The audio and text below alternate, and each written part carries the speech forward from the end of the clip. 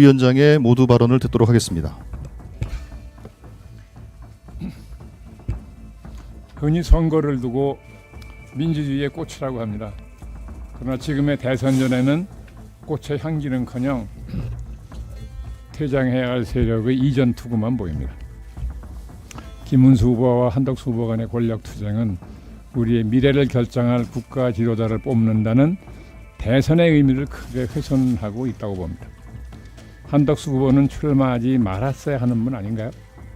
파면당한 대통령의 정부에서 국무총리를 지낸 분이 출마한다는 발상 자체가 이게 국민적 상식에 부합하는 일인지 어떻게 보면 좀 파렴치하게 보이는 일 아닌가요?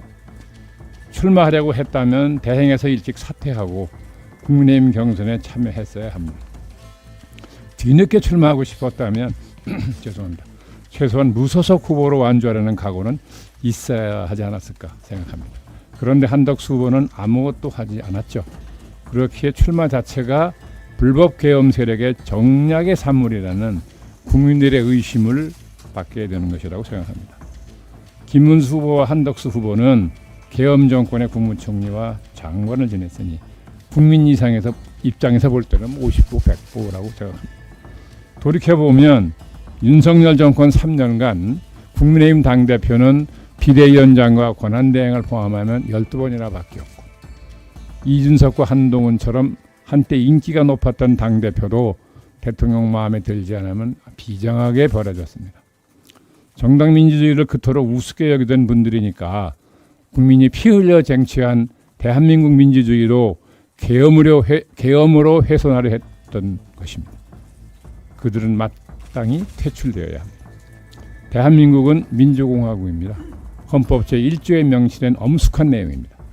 2025년 대한민국의 대선이 그저 헌법 제1조의 내용을 재확인하는 수준에서 치러져서는 안 됩니다. 무엇보다 민생이 너무 어렵고 대내적으로도 산적하는 과제들이 많습니다. 그런 과제들에 대한 해결책들을 놓고 경쟁해야 합니다. 위기와 난관을 극복할 수 있는 유능한 통합의 지도자를 뽑아야 합니다. 그래야 선거가 민주주의의 꽃이 되는 것입니다. 국가의 발전을 기약할 수 있습니다. 이번 선거에서 민주당은 퇴행의 세력을 심판하는 동시에 미래에 대한 비전도 제시해야 합니다. 비전과 가치를 공유하는 이들을 늘려나가는 선거를 위해서 최선을 다하겠습니다. 대한민국 국민들에게 민주주의의 꽃을 다시 돌려드리겠다는 엄숙한 약속을 드립니다. 감사합니다. 예, 감사합니다. 다음으로 박찬대 총괄 상임선대위원장의 발언이 있겠습니다. 조희대의 사법 쿠데타를 국민께서 막아주셨습니다.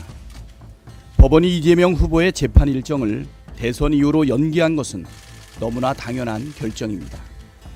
불의한 사법 권력은 결코 국민을 이길 수 없다는 진리를 증명해 주신 위대한 국민께 경의를 표합니다. 하지만 끝난 것이 아닙니다. 내란 세력의 재집권을 위해 가장 유력한 대선 후보 이재명을 제거하려 한 조희대 사법 쿠데타의 진상은 반드시 규명되어야 합니다. 오는 14일 국회 법사위는 조희대 대법원장에 대한 대선 개입 의혹 진상규명 청문회를 개최합니다. 민주당은 이번 기회에 법원의 선거 개입을 원천 차단하고 사법정의 실현을 위한 사법 대개혁을 적극 추진하겠습니다. 제2의 조희대, 제2의 쥐기현과 같은 정치 판사들을 방지하는 법과 제도를 단단히 준비하겠습니다. 법원 내부망에는 조희대 대법원장의 사퇴를 촉구하는 현직 판사들의 성토가 빗발치고 있다고 합니다. 조희대 대법원장은 더 늦기 전에 스스로 물러나야 합니다. 그것이 사법부의 명예를 지키는 길이며 양심적인 법관들의 신뢰를 회복하는 최소한의 도리일 것입니다. 대법원에 이어 중앙선거관리위원회도 수상합니다. 우리 당 김한규 의원이 중앙선관위 주최 TV 토론회에서 마이크에 대고 이재명 후보를 언급하고 국민의힘 후보 이름이 들어간 피켓을 쓴 것이 문제가 된다며 조사에 나섰다고 합니다. 선관위가 지금 제정신입니까? 방송에서 마이크에 대고 말을 안 하면 도대체 어디다 대고 말을 합니까? 방송 소품으로 쓴 손팻말이 어떻게 불법 광고물이 됩니까? 선관위의 어처구니 없는 행태에 수긍할 국민은 단 한 명도 없을 것입니다. 다음 주면 공식 선거운동이 시작됩니다. 선관위는 선거운동을 위축시키는 일체의 행위를 중단하고 공정하고 투명한 선거관리 업무에 충실하시기를 당부합니다. 내란 종식과 헌정 수호를 위해 국회는 국회가 해야 할 일을 따박따박 해 나가겠습니다. 국회 법사위는 지난 7일 내란 특검법과 김건희 특검법, 순직해병 특검법을 의결했습니다. 내란 특검법은 수사 대상을 11개로 확대했고 특검 후보 추천도 민주당과 조국 혁신당이 함께하도록 개정했습니다. 김건희 특검은 명태균, 건진법사 의혹까지 모두 포함해 윤석열, 김건희의 국정농단 의혹을 낱낱이 파헤치도록 하겠습니다. 3번이나 내란 세력의 거부권에 막혔던 순진 해병 특검도 이번엔 반드시 관철하겠습니다. 민주당은 내란을 완전히 종식하고 진짜 대한민국을 만드는 그 순간까지 두려움 없이 전진하겠습니다.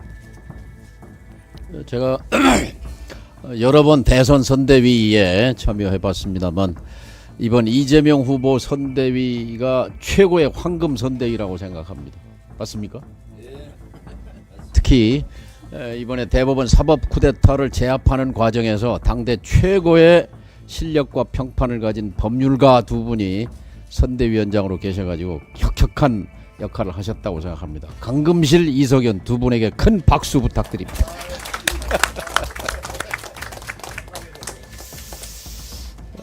작은 민생 얘기 하나 하겠습니다. 어제 국회 과방위가 SKT 그 유심 해킹 청문회를 했습니다. 최태원 회장은 불출석했습니다.